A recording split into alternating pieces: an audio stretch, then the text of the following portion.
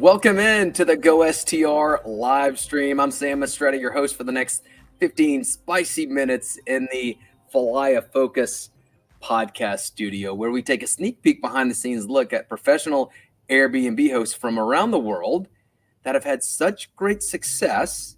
Their guests just keep coming back time and time again to visit their outstanding properties. And today I am thrilled to have with me Mark Palmiere with West Coast Homestays, coming to us live from San Diego. Mark, how's it going, man? Good, brother. How are you? Thanks for having me. Absolutely.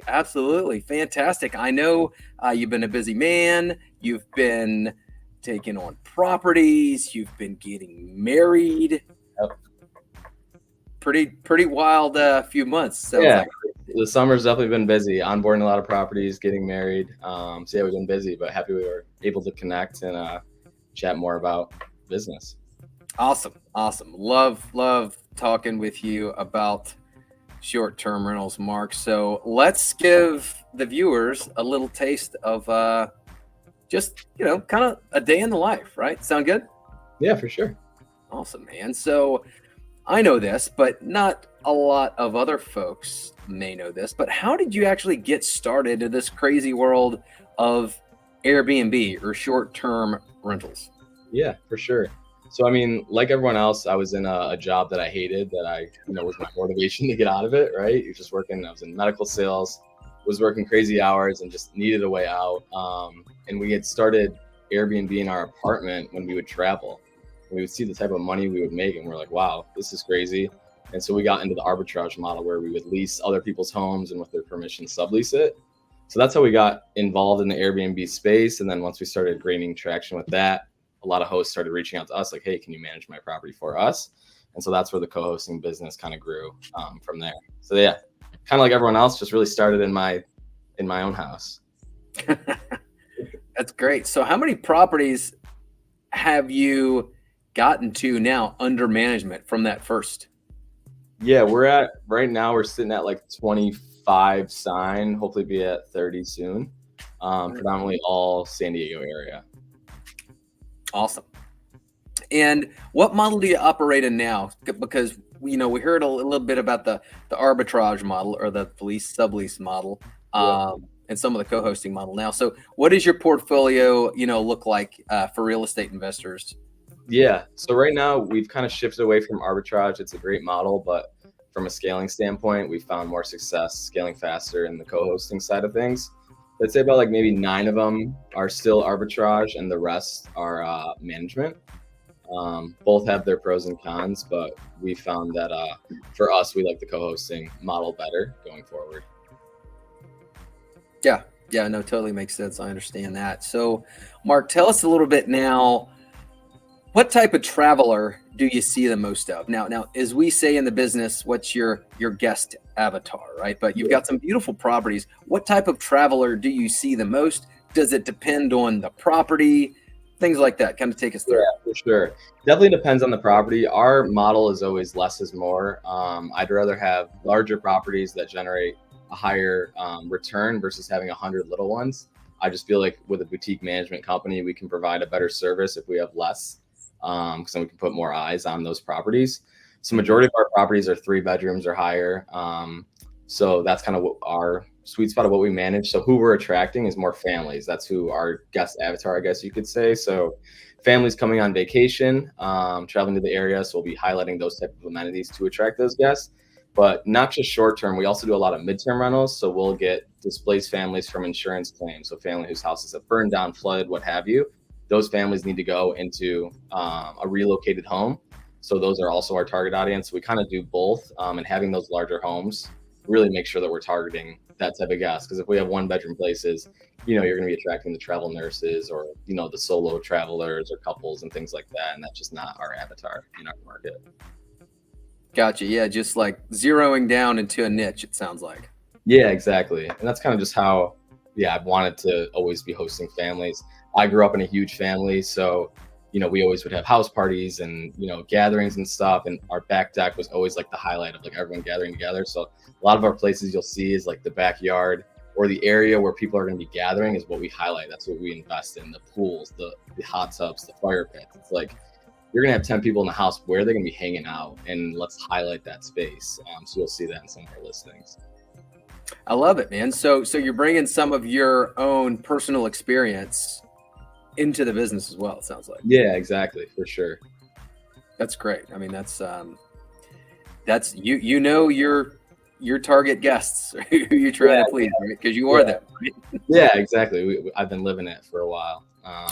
For sure. You know, like making sure there's enough silverware in all the cabinets, and make sure that like there's a ton of cookware. Like my mom, big Italian lady, so she was always cooking. So it's like, or we have a fully stocked kitchen, because if 10, 20 people are coming, you got to make sure you can host those people. So really having that in mind for your guest avatar is an option. You know, that's a good point. And that's something with my co-hosting clients, you know, my owners, and a lot of folks don't know about whenever they're getting into the Airbnb space. They, you know, a lot of folks just think, well, oh, I've got a 3 or 4 bedroom house.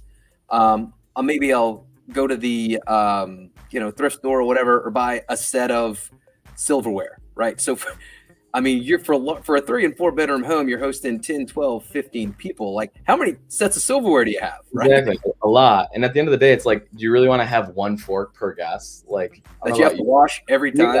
Every time you're on vacation, I want to use every fork in the cabinet, so I don't have to do the dishes till the end of the trip, type of thing. So making sure that you have extras of everything, linens too, so extra towels, stuff like that, so that these guests in larger groups feel like, you know, you care about them, and, you know, you're making their trip that much more special and easier, right? Because these people, like, I have sympathy for our guests, right? Like, a lot of people, they only get 2 weeks of vacation a year, right? They're taking off time from work. That's a huge coordination. One of our properties sleeps 31 people. You can imagine these people book really far in advance, and say they have a week off of vacation that year. Like, they're taking that time off from their work, coordinating it. It's a big deal. Like, that's why we're really keen on the detail, making sure that we really take care of our guests, because it's important. We know how special these vacations are.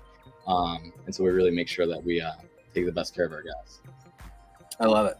I love it. So in regards to like attractions around San Diego, right? The weather's perfect. You know, there's a beach there, blah, blah, blah. You know, that's where I kind of went on my bachelor party as a matter of fact. But yeah, it was amazing. I came home in one piece. And but anyway, so, you know, a lot of people know kind of the headlines about San Diego or whatever. Maybe their families went there too, like for family events that they're revisiting and things like that. But like in regards to like attractions, restaurants, hotspots, what are a few like hidden gems that you may think people should know about, maybe they miss or they don't know about in your area? Yeah, for sure. And there's so many like little sub-markets in San Diego. So I'll just focus on Pacific Beach, like Mission Beach, Pacific Beach.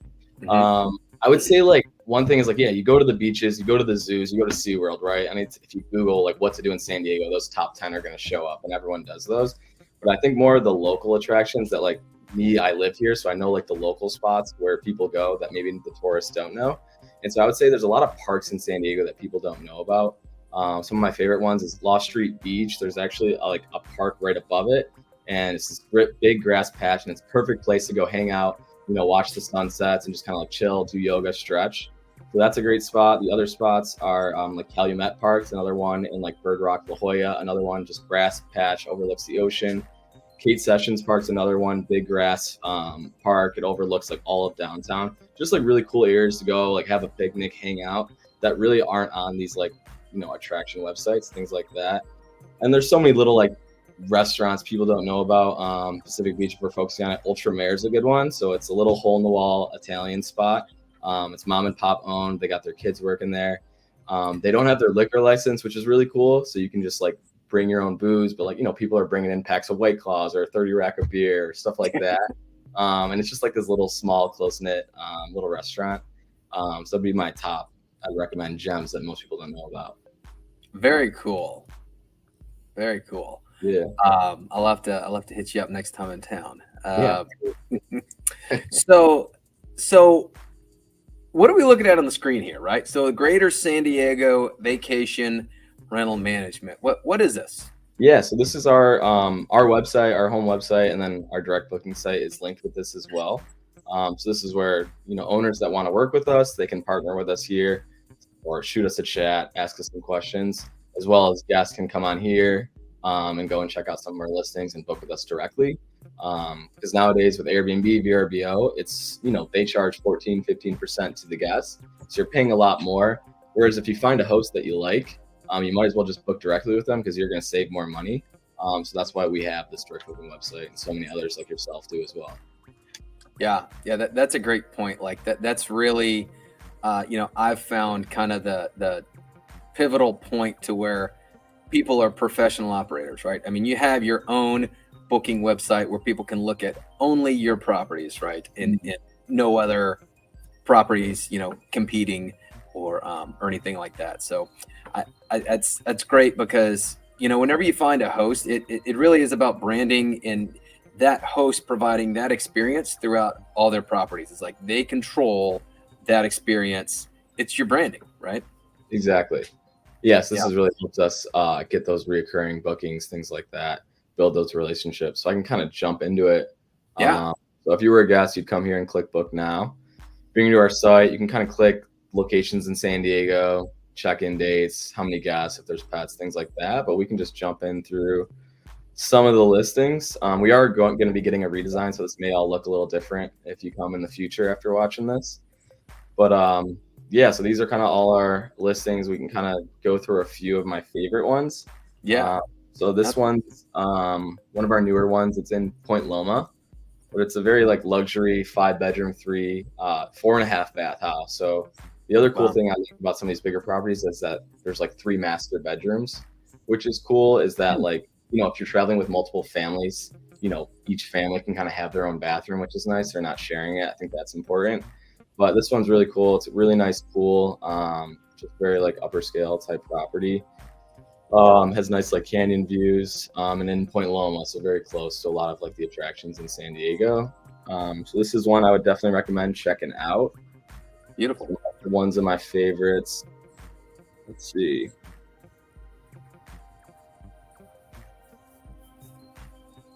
Let's see what else we got. This is a nice one too. This is in Mission Beach. So this is the stereotypical vacation spot in San Diego. You come here, you're really going to be in a vacation zone. But it has a ton of attractions, ton of things to do. And it's, as you can see, it's one house back from the ocean, which is really nice.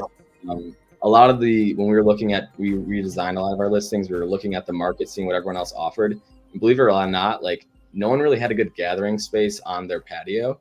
And none of them had fire pits. And if you think San Diego, when I moved here, I didn't bring any sweatshirts, any long sleeve shirts, San Diego. But as soon as that sun goes down, it gets chilly at night, especially being close to the ocean, that ocean air, it definitely gets cold. So having a fire pit at the end of the night to gather around is super, it's super a nice amenity to have. So this is another nice 3-bedroom, 2.5 bath, close to the water. This is another one of our favorite ones.